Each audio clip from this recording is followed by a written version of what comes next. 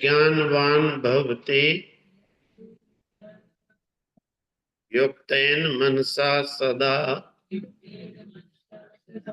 तस्य इंद्रियाणि वश्यानि सदश्वा इव सारथे।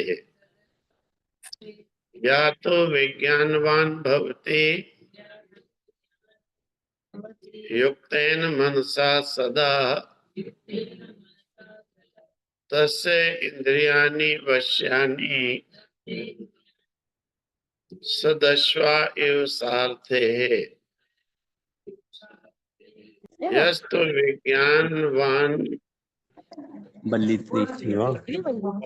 मनसकाः सदा शुचि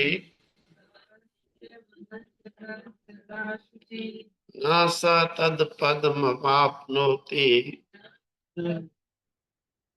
संसारं चाति गच्छति। या तो अविज्ञानवान भवति अमनसकाः सदा अशुचिः न सा तत्पदम आपनोति संसारं चाति गच्छति।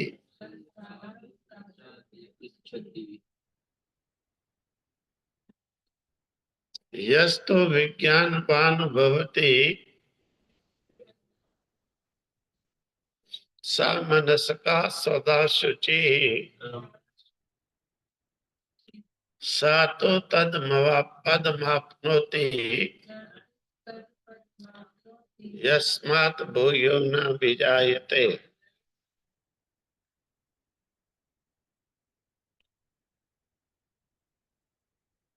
तो वर्णन किया गया था पहले कि ये आत्मा जो है रथी है, इस शरीर रूपी रथ का मालिक, और इंद्रियां उसके रथ के घोड़े हैं, मन लगाम है, बुद्धि सारथी है, और विषय उसके चलने वाले रास्ते हैं। तो इंद्रियां, मन अर्थात जिसके लगाम घोड़े वश में नहीं होते हैं, वो कहीं भी विपरीत मार्ग पर इस रथ को ले जाकर डाल देते हैं, नष्ट कर देते हैं। लेकिन जब सारथी के वश में होते हैं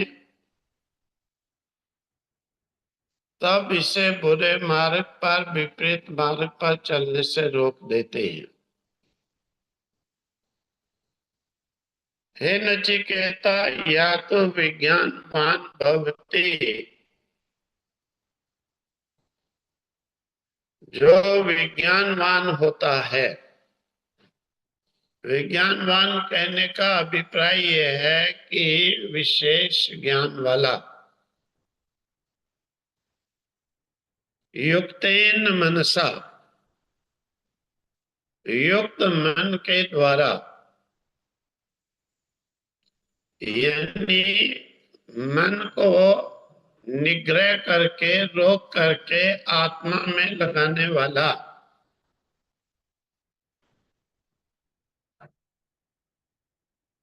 सदा तस्य इंद्रियाणि वश्यानि, हमेशा उसके जो इंद्रियां हैं वो वश में रहने वाली है, काबू में रहने वाली है।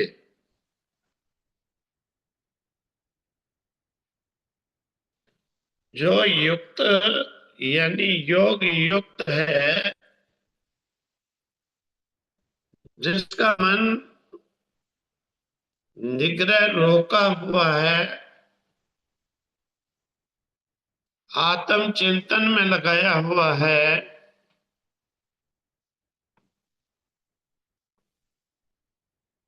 और उसकी इंद्रियां जो हैं वश में होती हैं। और इस प्रकार का जो रथी है, जिसके काबू में इंद्रियां हैं,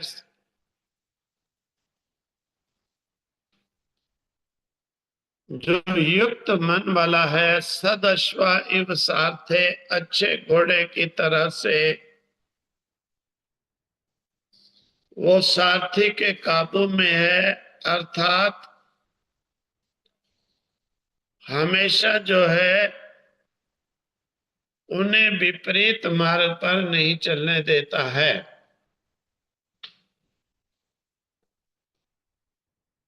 यह तो अविज्ञानवान भवते अमनस्का, जो तो अविज्ञानवान है यानी ज्ञानवान नहीं है, ज्ञानी नहीं है, अज्ञानी है, बेसमझ है, जड़ बुद्धि वाला है। मन इंद्रियां उसके काबू में नहीं है। अमनस्का यानी युक्त मन वाला नहीं है, मन की शक्ति वाला नहीं है।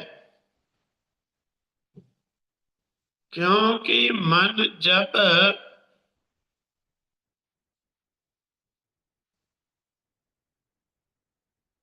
विषयों में चरण करता है, विषयाचरण, तब मन की शक्ति क्षीण हो जाती है।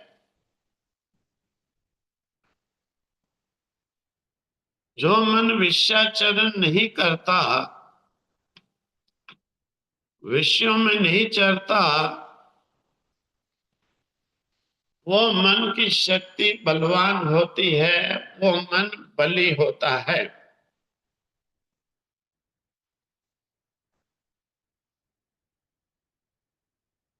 इसीलिए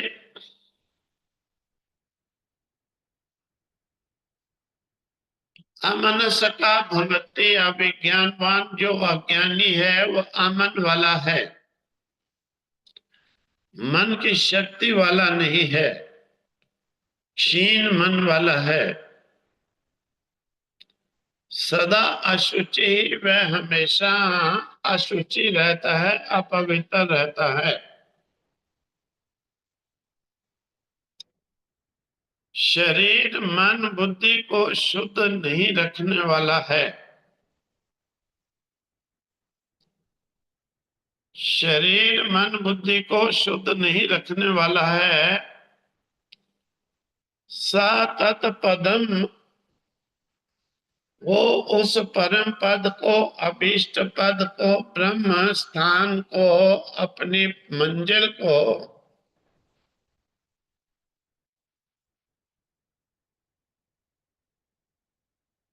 आपनोति न प्राप्त नहीं करता है। लेकिन जो विज्ञान वाला है, मनस का, मन को युक्त रखने वाला है, मन की मनन की शक्ति वाला है, वह उस परम पद को प्राप्त करता है, जिस परम पद को प्राप्त करने के बाद पुनः आगमन यानी संसार में जन्म मरण के चक्कर में नहीं आना पड़ता है।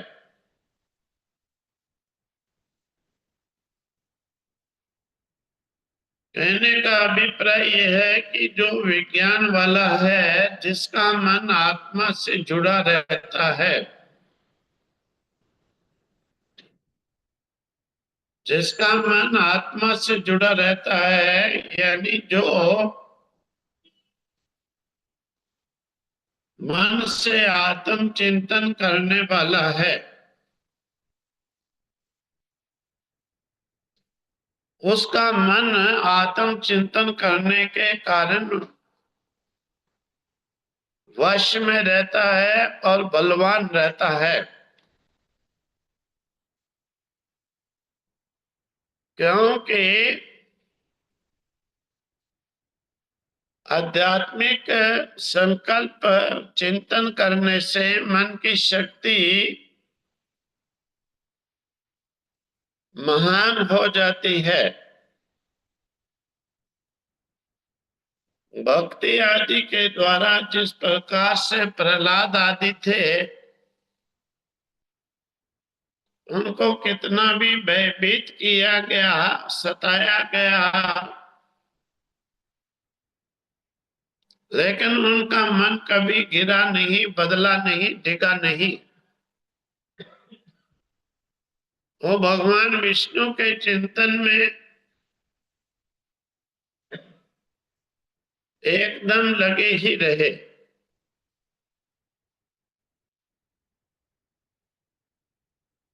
ध्रुव आदि थे 4 साल की आयु में ही इतने बड़े चिंतन वाले थे, इतने बड़े स्थिर मन वाले थे। 4 साल की आयु में ही इतना बड़ा तप वन में और भगवान विष्णु का साक्षात्कार किया।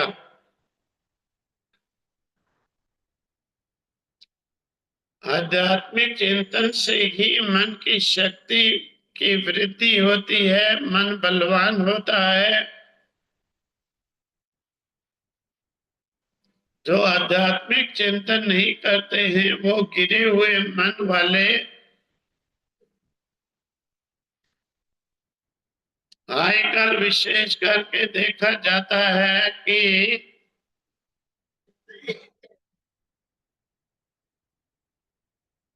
डिप्रेशन का मतलब ही, मीनिंग ही यही हो जाता है, मन शक्तिहीन होना।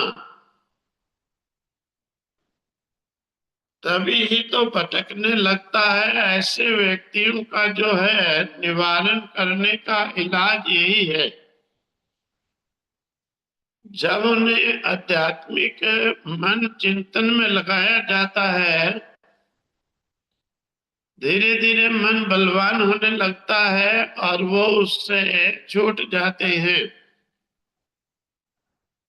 कितने व्यक्तियों को इस प्रकार से हमने स्वयं इस डिप्रेशन से आध्यात्मिक चिंतन के से बाहर निकाला है। मन की शक्ति क्षीण हो जाना की नाना प्रकार की व्याधियां होती हैं, क्योंकि जिसको अपने ऊपर ही भरोसा नहीं है, वो कर क्या सकेगा। इसीलिए मन की खुराक ही यही होती है, आध्यात्मिक चिंतन, शास्त्र का पढ़ना, सिमरन करना,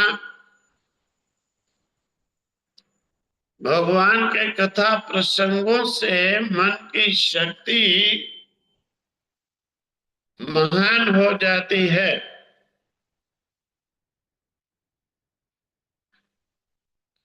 जैसे शरीर की शक्ति को बढ़ाने के लिए अन्न, दूध, फल आदि जो हैं, ये सामग्री होती है, इसी प्रकार से मन की शक्ति को बढ़ाने के लिए ईश्वर चिंतन, पठन पाठन शास्त्र का, क्योंकि प्राचीन काल में ऋषियों के बहुत एग्जाम्पल कैसे कैसे आते हैं कि शास्त्र चिंतन के कारण उनके मन की शक्तियां महान हो रही हैं। इसीलिए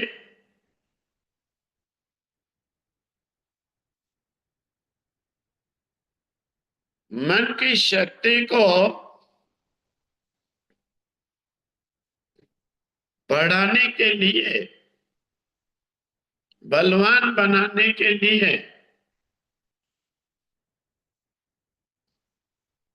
आत्मा में शास्त्र चिंतन के द्वारा, सिमरन के द्वारा, भक्ति के द्वारा मन को जोड़ना ही साधन कहा है।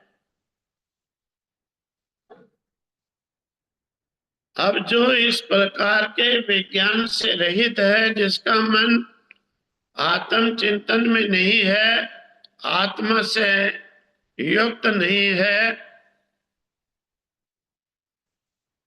शास्त्र से नहीं युक्त है, वह हमेशा फिर नास्तिक, क्षणिक, तामसी, अपवित्र विचारों को ही सोचने वाला होता है। शास्त्र के श्रेष्ठ चिंतन छोड़कर आत्मा में जिसका मन युक्त है, आत्मा की श्रेष्ठता, नित्यता, एकता, निराकारता, निर्दोषता, ये पवित्र विचार उसके अंदर घटते हैं। परंतु जो इस प्रकार के चिंतन से रहित है, उसमें अपवित्र, क्षीण, क्षणिक, तुच्छ विचार फिर चलते रहते हैं। वह उस उच्च पद को, जिसमें आत्मा मालिक बनकर रथ को चलाता है, उस पद को नहीं प्राप्त कर सकते हैं। फिर घोड़े ही उसके रथ के मालिक बन जाते हैं। जैसे घर का मालिक पिता स्वयं नाना प्रकार के नशे, गंदे विचारों से गंदे कर्म करने वाला होता है, उसके परिवार वाले उसे कोई भी नहीं मानते हैं, वो स्वयं ही मालिक बन जाते हैं, उसे नीचा दिखाते हैं, अपनी मर्जी चलाते हैं। इसी प्रकार से उसके इंद्रिय रूपी घोड़े वश में ना होकर के इंद्रियां शरीर के मालिक को चलाती हैं, नष्ट कर देती हैं, गड्ढे में गिरा देती हैं।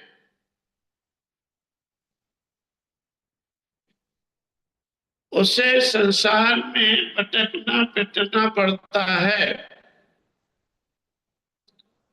वो जन्म मरण के चक्कर में ही उलझा रहता है। परंतु जो विज्ञान वाला है, ज्ञानी है, जिसका मन विषय में नहीं, अपवित्र विचारों में नहीं, शास्त्र में है, सिमरन भक्ति में है, उसके वो इंद्रिय रूपी घोड़े वश में रहते हैं और वो संसार में भटकते फिरते नहीं, मरण चरण जन्म मरण के चक्कर में नहीं गिर पड़ते, उस परम पद को प्राप्त करते हैं कि जिसको प्राप्त करने के बाद पुनर्मरण जन्म से रहित हो जाता है।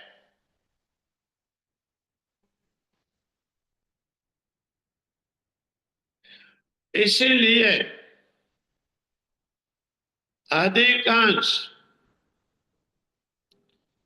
पवित्र विचारों का मूल स्रोत शास्त्र ही केवल होता है। शास्त्र का चिंतन, शास्त्र का पठन पाठन, शास्त्र का श्रवण, यही मन की खुराक होती है।